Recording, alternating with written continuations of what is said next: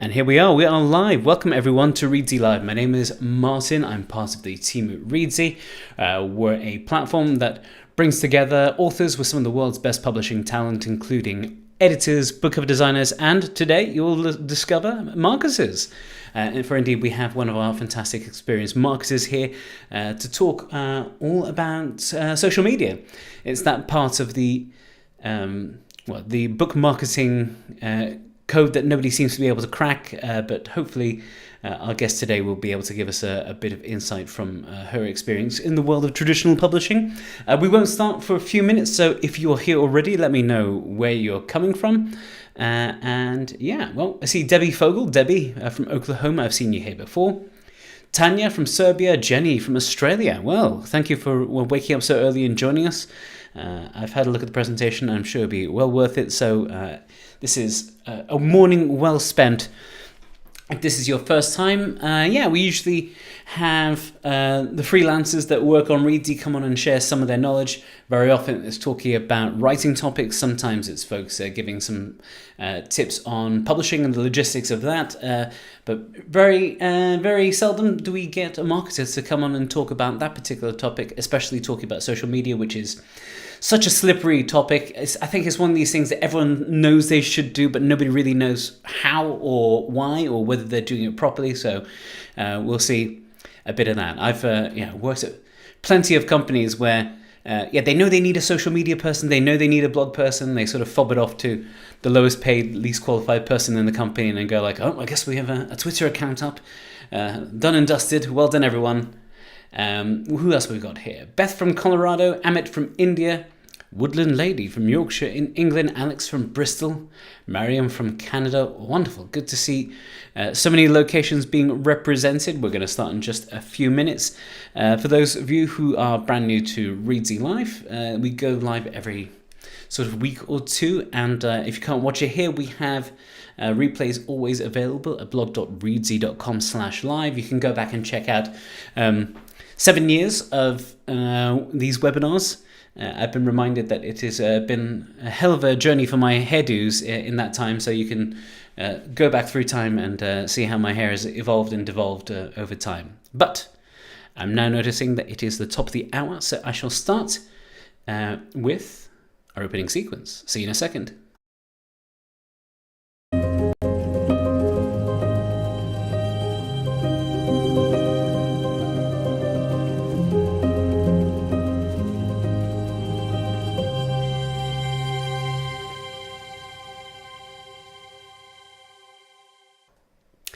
Hello everyone and welcome to Reedsy Live, Reedsy's ongoing series of webinars where we show you how to write and publish better books. My name is Martin, I'm part of the team here at Reedsy.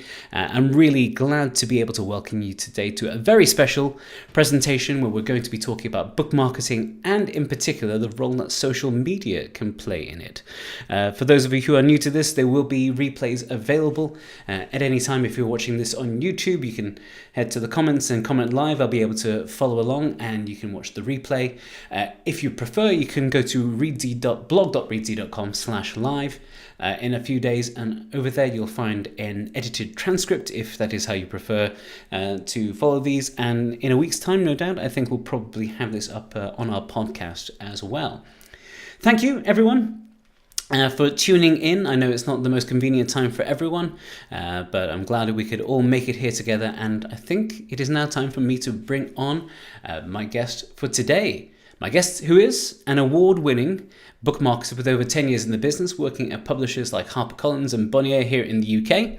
She has led viral campaigns for Days of the Murasaki Bookshop and The Serial Killer's Wife, which has helped both books become sensations on social media. Please welcome Eleanor Pilcher. Eleanor, how are you doing? Hello, I'm very well, thank you. How are you? Yeah, not bad. You know, it's that time of the year in the UK where we all grumble a bit about it getting cold, as though it doesn't happen every single year. Yep, definitely. I've just been in the lakes and it's been very autumnal, but very nice to kind of watch the leaves go from green to orange, actually. So I am enjoying it this year.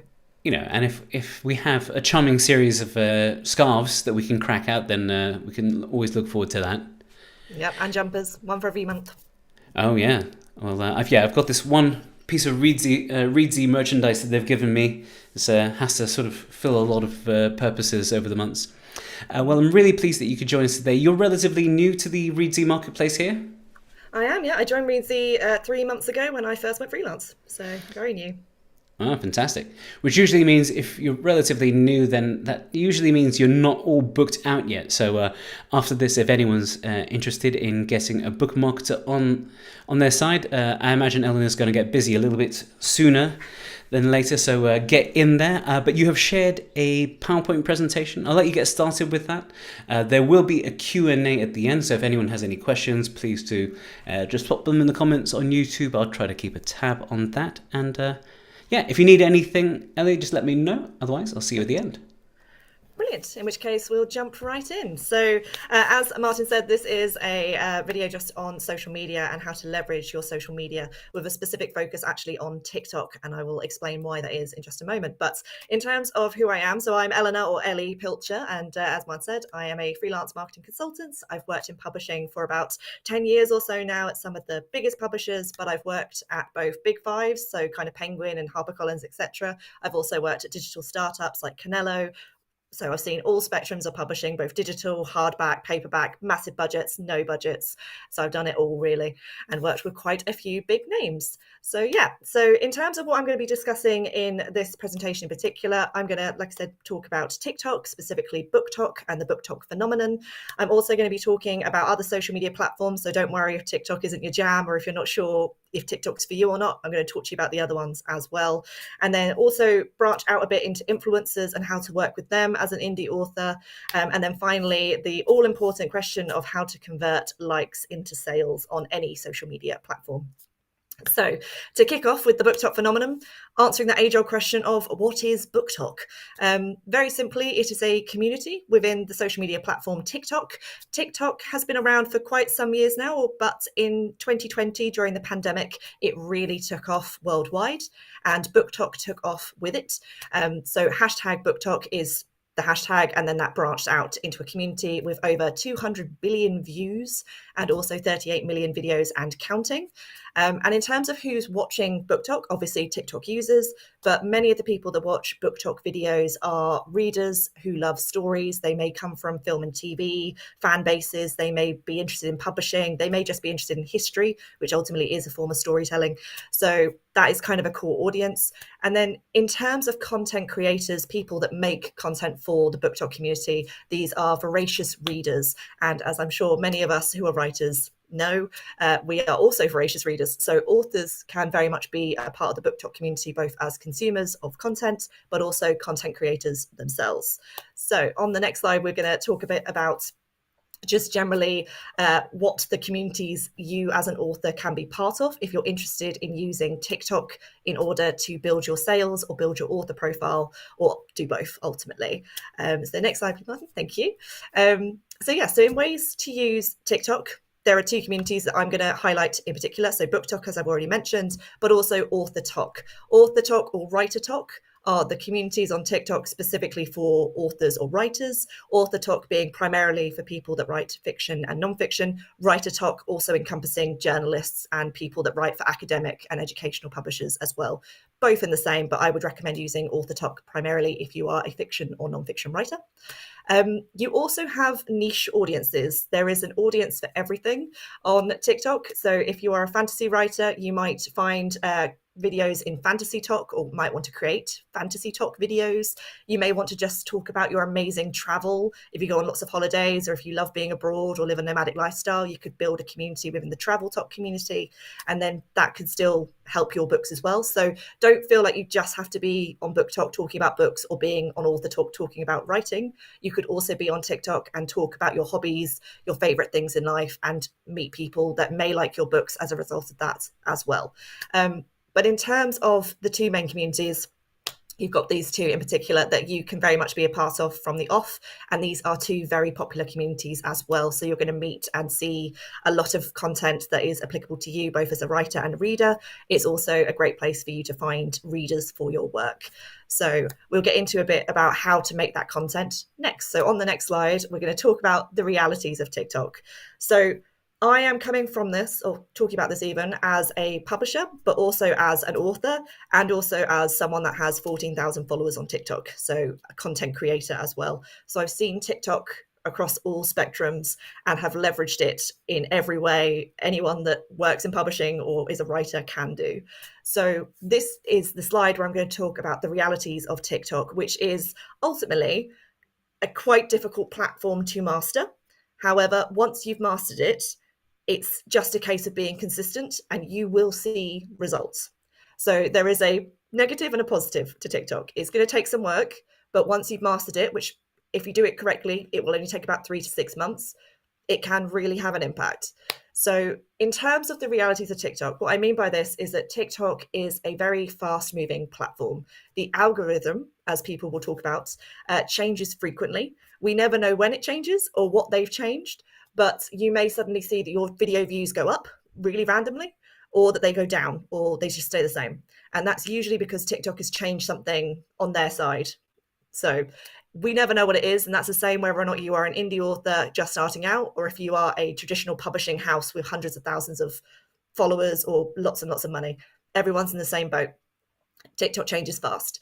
But as a result of that, you do need to post regularly and consistently even, and be on TikTok a lot in order to notice the changes and change with it as well. So on that side, content is key, and posting daily is a big part of seeing success on TikTok. There are people that will say you need to post 3 times a day, which I think is just overkill and just a recipe for burnout. However, as an author, if you're creating content for TikTok on AuthorTalk or on BookTok, posting daily is ideally the minimum you should be posting in order to see growth and build an audience and then convert likes into sales. There are ways of doing it, which means you can bank content. So they don't have to be long pieces of content as well. They can be 5-second long videos, or they can be 10-minute long videos. You can have your face on camera, or it could be off camera. It's really up to you. You can find out what works for you and ultimately what works for your audience once your video views start increasing and your followers increase with it. So you've just got to figure out what works for you. And ultimately, if it doesn't work for you, if you're not enjoying it, then BookTok and TikTok is not for you, and therefore you don't need to have one. It doesn't make or break a book. A lot of things in the news right now are saying that TikTok really is changing the industry, and that is true. That is true even. However, you don't need to have a TikTok in order to sell books. We've been selling books for hundreds of years prior to this. In the last 10 years alone, we've been selling it without TikTok. It's not a necessity, and it really does depend on your time, what's sustainable, the content you're happy making, somewhat the genre that you're publishing in as well. So there's that. In terms of the content you're making, along with the length of it, it doesn't have to be long, it doesn't have to be short, it can be whatever you're happy with and whatever you're comfortable with.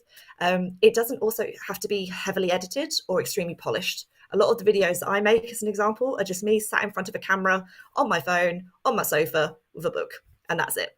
And that has worked very well for me in the last 6 months whilst I've been posting every single day. And that is the method that I use because I find it the most comfortable and it has the best lighting, just sitting on my sofa. Simple as that. But you can also take content on your phone out and about. It doesn't have to be video edited. You don't need to hire a professional. There doesn't need to be a camera involved. Your phone, so long as it's portrait, so long as it's stable for the most part, you're away. You're good. Engagement is key with TikTok, and to be honest, any platform I'm going to discuss in a moment as well. So answering comments and commenting on other people's videos, starting a conversation and being social on social media is key to growth, and also to just generally meeting people and encouraging people to come to your page, to follow you, to interact with you, to buy your book, etc. So make sure that as well as creating content, if that's what you want to do, if you're a consumer who's not creating content, you can still reach an audience by commenting on other people's videos, supporting other authors, talking to other readers, and just finding people that way. So if you want to use TikTok but don't want to be a content creator, don't want to be talking about your book or have your face on camera, you can still use TikTok just by commenting on people's videos and saying hi and going from there. So that's another element of it. Hashtags are something we're going to definitely talk about across all platforms as well. Using hashtags on TikTok is particularly important because it helps even TikTok push your book out to the audience you want it to be. So for example, if you are sharing a day in the life as a writer, you can also use hashtags like hashtag fantasy if you're writing a fantasy book, hashtag writer, hashtag writing tips, hashtag writing advice, and it will push it to people that are looking for that content, people that are looking for writing tips, or people that really like fantasy, be it someone that does fantasy makeup, or someone that likes going to balls, or someone that likes reading fantasy. So hashtags are important, and I recommend between 3 and 10 per video. In terms of what's popular right now on TikTok, the three main genres are definitely really being pushed on TikTok are fantasy, romance, and literary fiction. But literary fiction being kind of the man booker, big prize winning or big name authors, less so kind of debuts or currently independents. However, there has been a lot of success with indie authors in the romance and fantasy sector or genre. The genres right now that are struggling the most are saga, historical fiction, and crime. However, if you write in those genres, don't be disheartened. It's still worth creating content because, like I said, TikTok changes so quickly. It may change and that historical fiction becomes the next big thing from January, for example. And it's better to be ahead of a trend than it is to be behind. I'm just going to check because I think I saw a few comments coming in. Just me. There we go. In terms of the other important factor about TikTok is the age range, the demographic of the platform. The users typically age between 30 and 29 years old. So when you are thinking about whether or not to set up a TikTok or whether or not that's where your audience is, you really do need to ask yourself the question even, is this my audience? Is this my YA books audience? Yes. Is this my book aimed at people in their 40s plus? Am I going to find them on TikTok? Probably not. In which case, you're better off putting your energy into another social media platform and finding your audience there instead. And if you're not sure where your audience is, we'll talk about that in just a moment. But TikTok, primarily the users are younger. So therefore, if you've written a book, you're going to be looking for your readers who are also in the slightly younger demographic. They could be slightly older than 29. They could be slightly younger than 13 if you're writing children's fiction, for example. But 13 to 29 is the average age, or is where the average age of the TikTok user worldwide sits currently. So just keep that in mind when considering your audience. Okay, and then on the next slide, we have a bit more about just how to create TikTok content and what to do once you've created any kind of video. So firstly, if you're going onto the TikTok platform, before you post anything, go and familiarize yourself with the social media platform. Go and watch other videos, go and make searches and use hashtags and see what other people are posting. Go and look at other authors' content and follow them. Go and look at other BookTokers' content and follow them. The more you follow, the more you watch, the more TikTok will push your way anyway, because it realizes or recognizes that you are someone that likes watching people that write or watching people that talk about books. So that's part of the algorithm. That's why people enjoy TikTok so much, because it is personalized for them. So that's the best way to kind of learn. It's the best way to kind of see what's working, because TikTok will naturally push videos to you that it thinks you will enjoy, which it typically means that's the kind of content that is working on TikTok at that moment. So it's worth taking a note. If you're being pushed a lot of writing vlogs, or if you're being pushed a lot of bookshelf tours, for example, it might be worth making a note of, oh, I should do a video of a day in the life as a writer, or share my bookshelf even. That's what people on TikTok are enjoying at the moment. So you can create content ideas that way. You can familiarize yourself with other authors and other genres in general, and then you can start thinking about what you want to make if you are considering making content for TikTok itself. So as I mentioned, engaging with content is very important. I recommend even avoiding the hard sell. And by that, I mean commenting on people's videos, don't forget to buy my book, or things like that. It's conversation starters. Answer a question they ask in the video, or ask them a question rather than say, buy my book, or you might like my book. It's slightly off-putting on TikTok. People want to talk more than sell, if that makes sense. Yeah. The other recommendation I have, particularly if you're considering being on author talk as opposed to a booktoker, is to put your face on camera if you can. It's not a necessity. You can share photos, you can share just your book cover, but in the past, or actually to be honest, currently even, videos where people share their face are pushed out a lot more than videos that whether you just share a book cover, for example. So it's up to you. Again, do what you're comfortable with. And if you don't enjoy doing it, you don't have to do it. It's not the end of the world.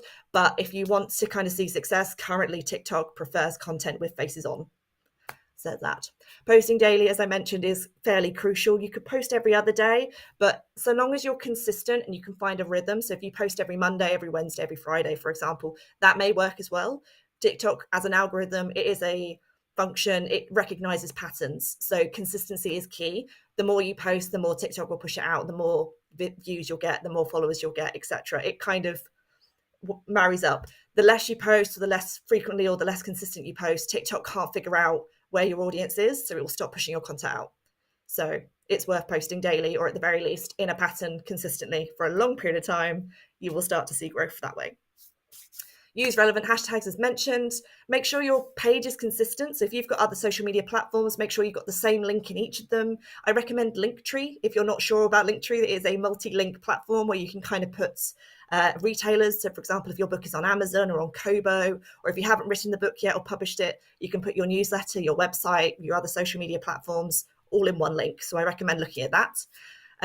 Filming in portrait is important because TikTok is on your phone primarily. So filming in portrait is very much key to kind of having a good video, good quality video. And again, the better quality even, the more TikTok will push it out. And then finally, as an add-on, once you reach 1,000 followers on TikTok, you can do TikTok lives, which are, as they suggest, going live on camera to your followers, answering their questions directly, doing Q&As, reading from books, whatever it may be. Again, you don't have to do it. I've never done a TikTok live, for example, but some people find them very good. So having, again, that interaction, that one-on-one. So that's something to consider as well, and maybe something to aim for. Lovely. So that's everything I'm going to be talking about on TikTok. So I'm just going to jump straight through social media basics because I'm slightly aware of time. If TikTok isn't what you want to use, or you're just not sure which platform to use at all, there are 3 others I recommend that you probably know the name of. They are X, formerly Twitter, Facebook, and then Instagram.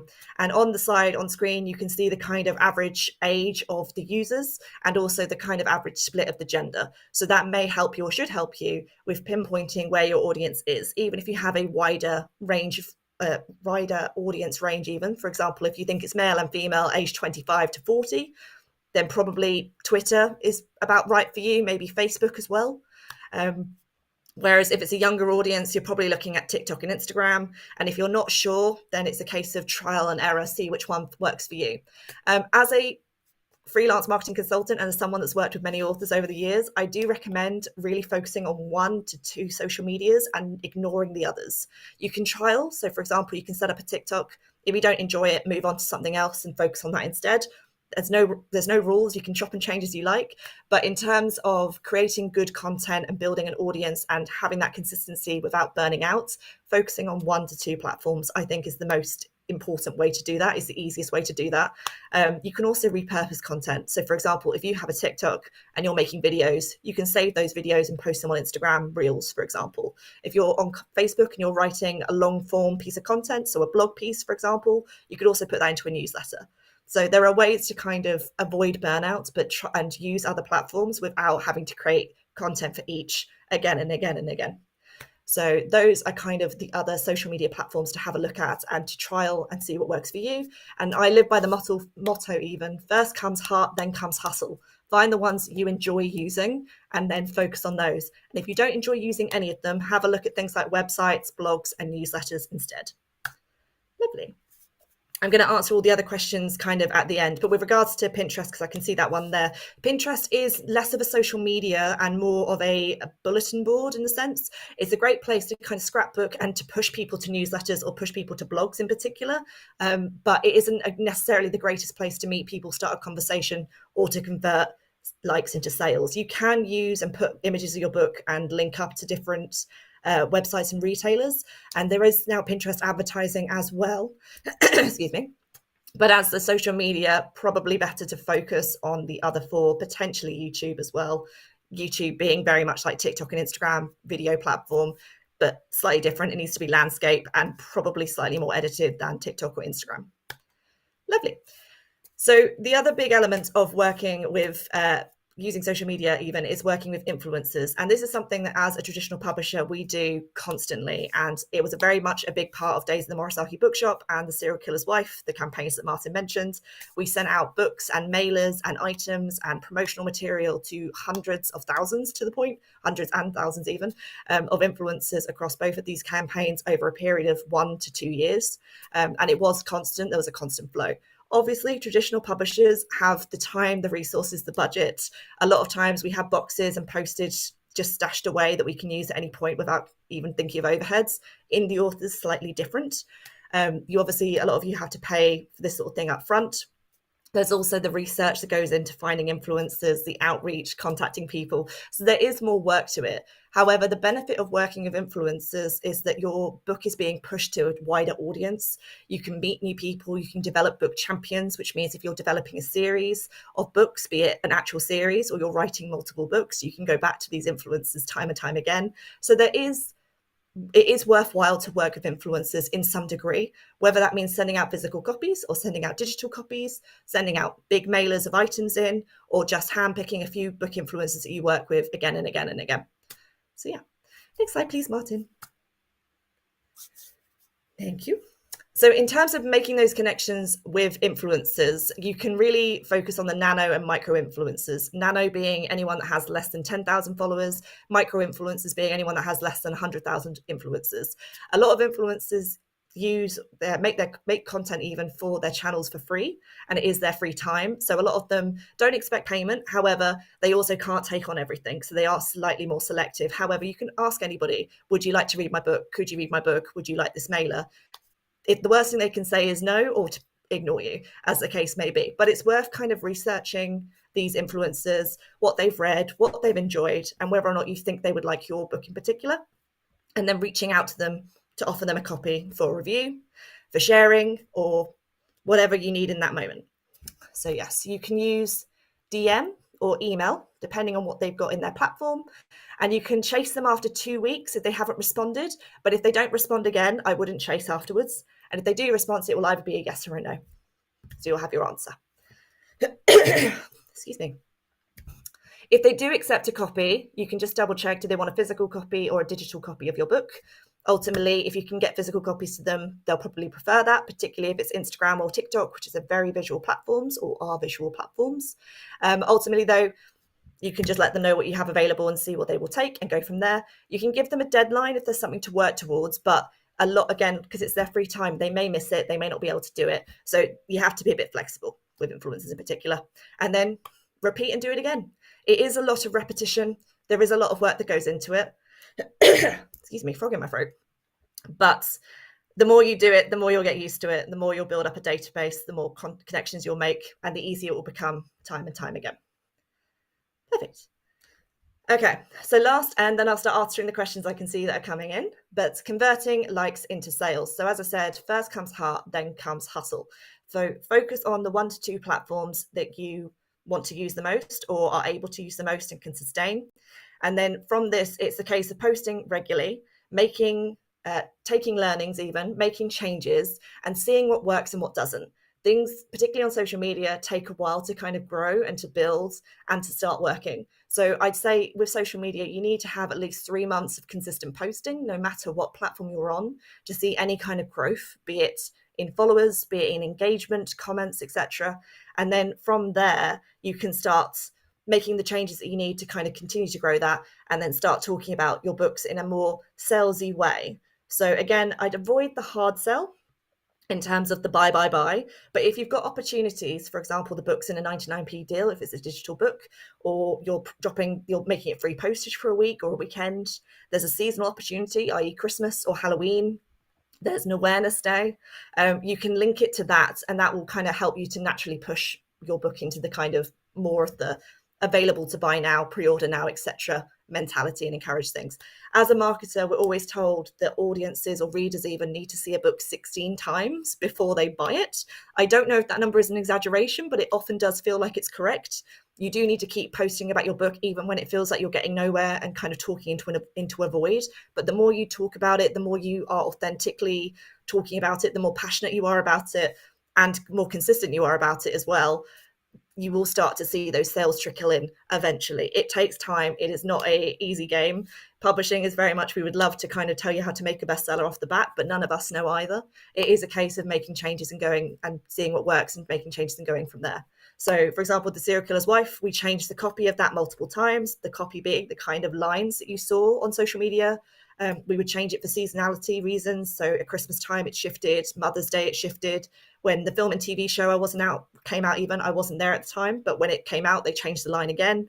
So it is just a case of constantly changing, updating it even, making things fresh, making them interesting, trying to think, why would someone want to read this? And trying to think about ways to encourage that, be it through what the creatives are, so the images you use or the videos you use, what words you use in the captions or what you say in those videos, and also just generally who you're speaking to. Are you speaking to someone that's a parent, someone that is younger, someone that really can only afford things at a lower price, people that don't mind full price? Considering that as well. So listen to community's feedback, because they will give it. So long as it's constructive, listen to it. If they're trolling you, just delete it and move on. Not worth the time. But anyone that kind of says, oh, I love your content, but I wish, or I love your content, I'd love to see more of, that's great to listen to and to answer and to complete if you can, if you feel comfortable.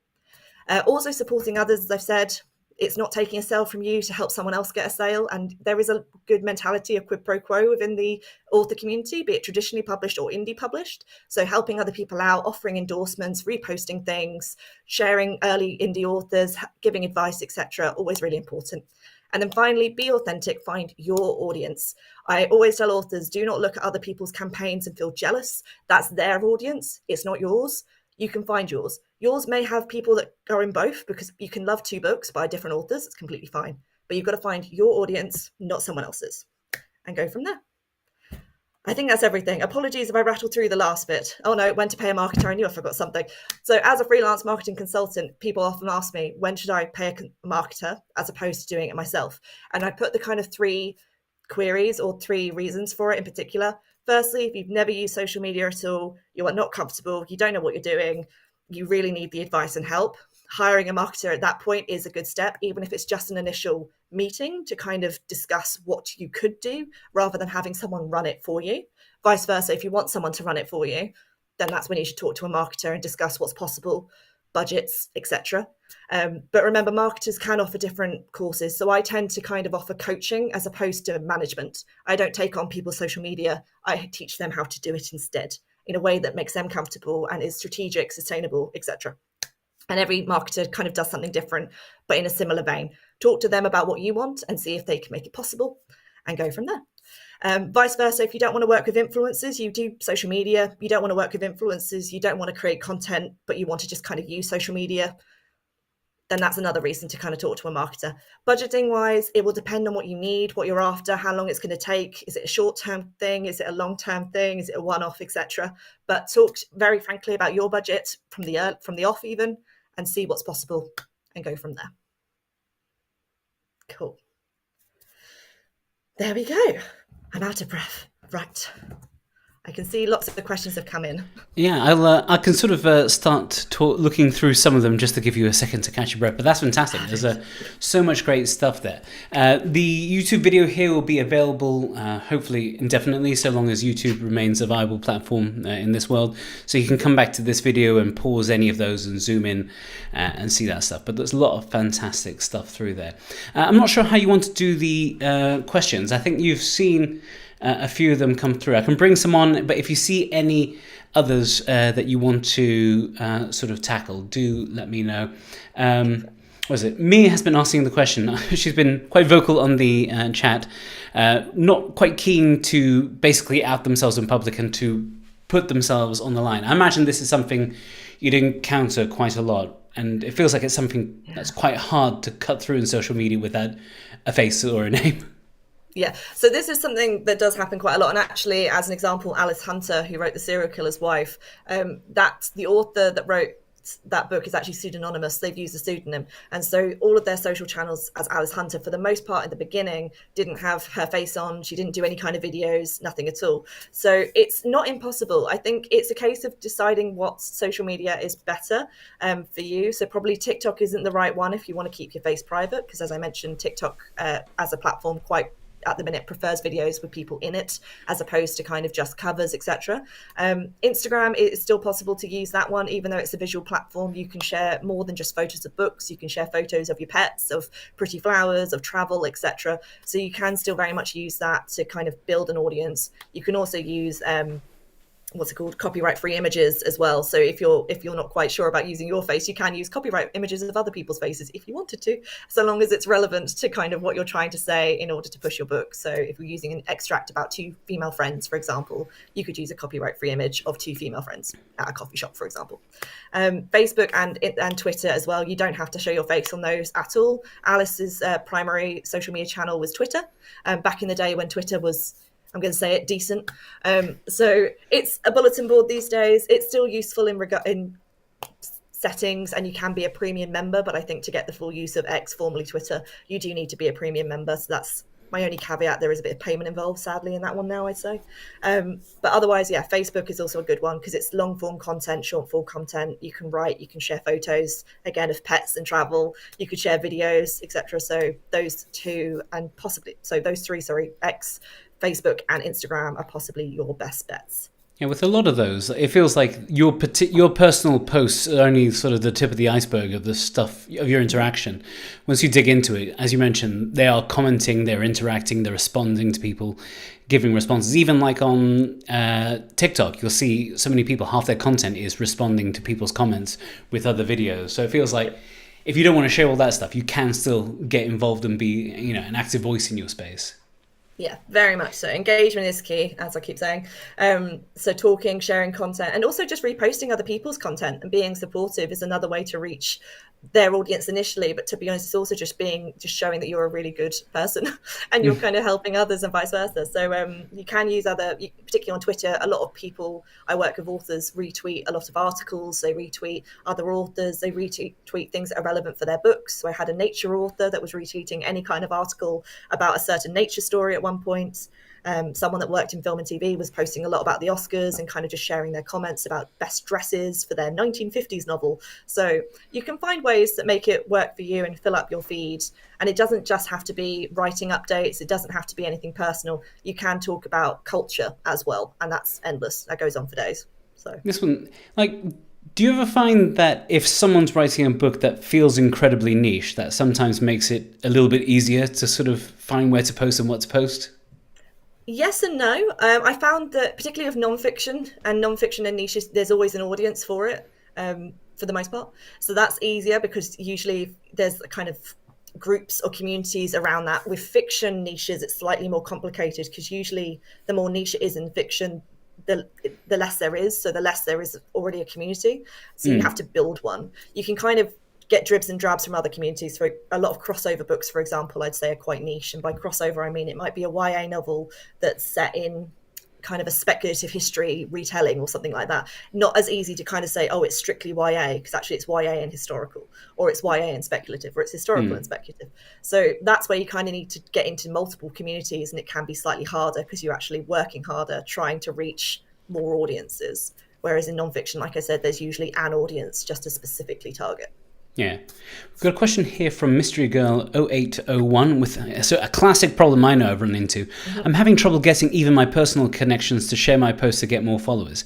How can I get to do them, and how can I get more organic followers on my own?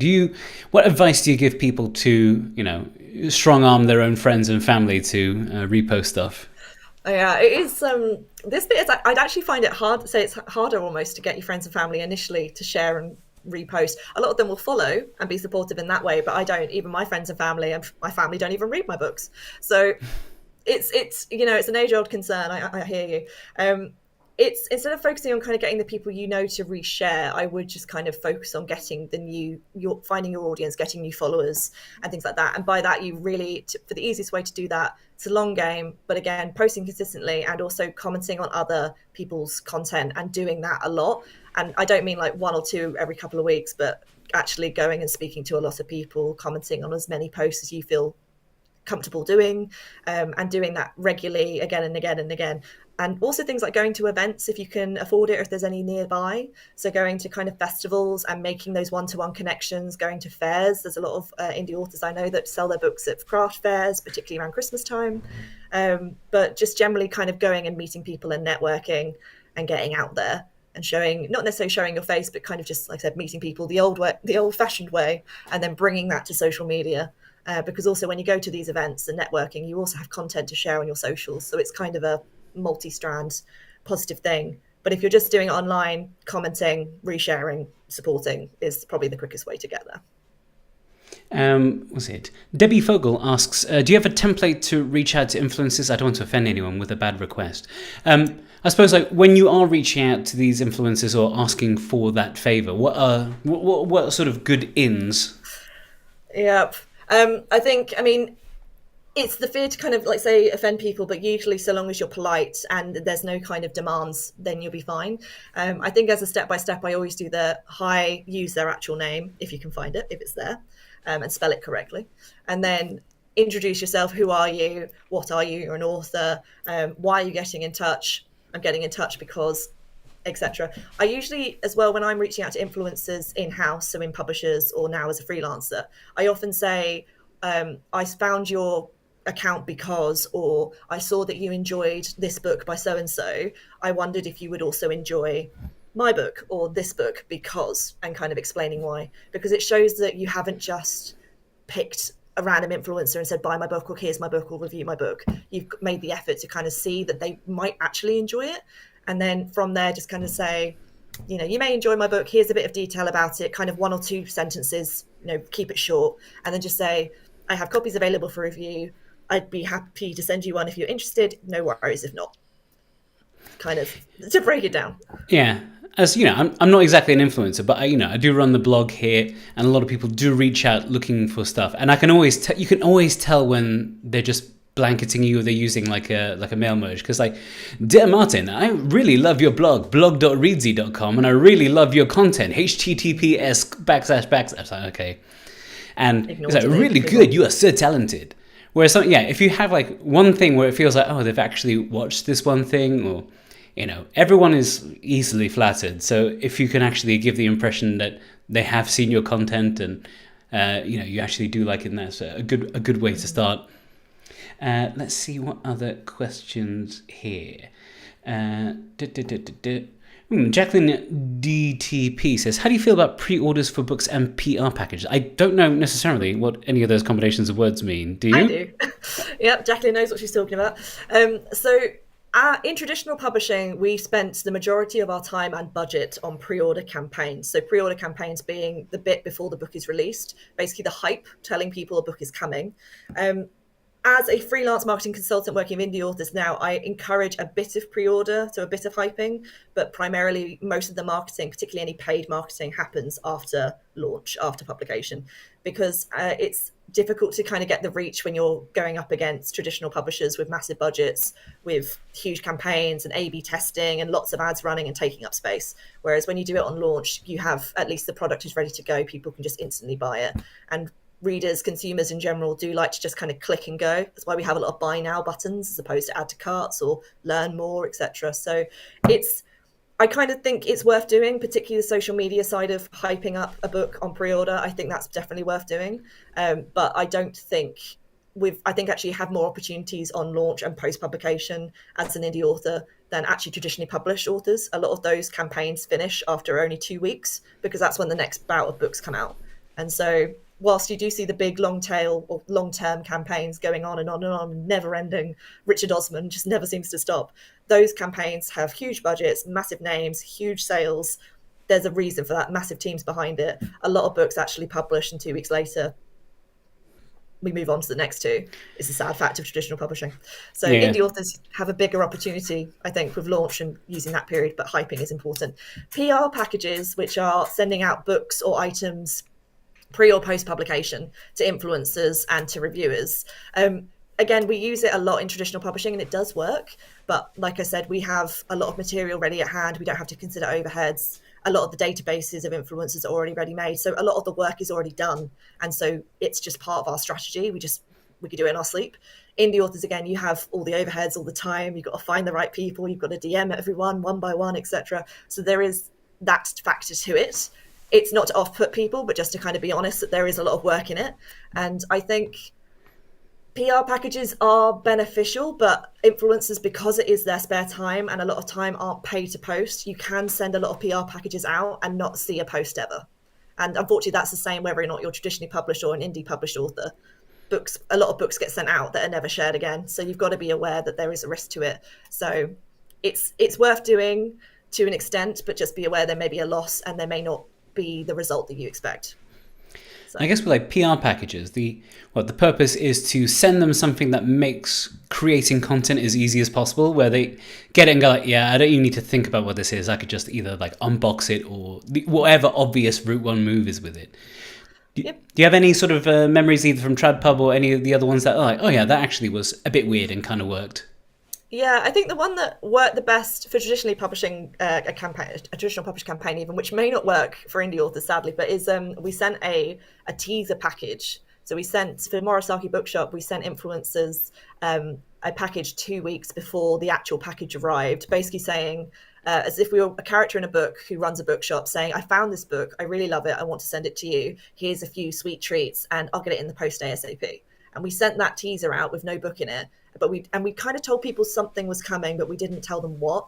And all of them were a bit like, why have I got this? And they all shared it as like, does anyone know what this is? And then 2 weeks later, the book arrived and they all did another post going, oh, this is the book, I see now. So that really worked really well because we got 2 pieces of content from every single influencer we sent it out to. However, if you're an indie author sending that, people are going to go, what? Huh?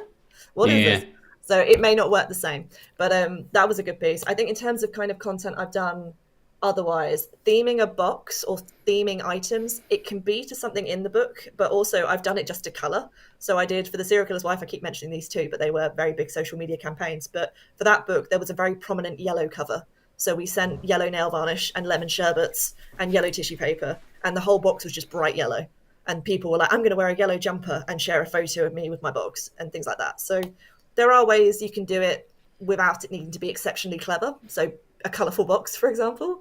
And there are other ways you can do it that's kind of strategic, trying to get more content, etc. So I think watching what publishers do, what other indie authors do, kind of, again, see what people are doing, make notes, see when you like an ad, see when you like a piece of content, and kind of keep it in your back pocket or make a note of it for later and decide, is that something that's going to work for this book? Is that something I should try? And go from there. We've got a question here from Beatrice.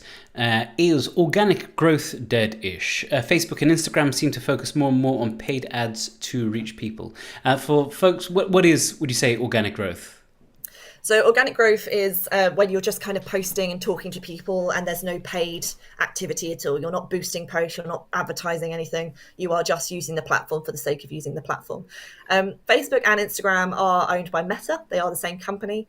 And yes, they are definitely focusing more on paid advertising than they are on organic. To the point that even on hashtags now, if you search hashtags on Instagram, you only get about 10 or 12 before it stops showing you any kind of content. So they've even made searching for content really difficult. However, I would say on Instagram more so than Facebook, you can still post frequently, particularly if you're posting video content, so Instagram Reels or Instagram Stories, because Instagram is trying to match TikTok, which is entirely video, well, 75% video technically. They're trying to match TikTok because that's having a massive boom and the growth in the last 4 years has been insane.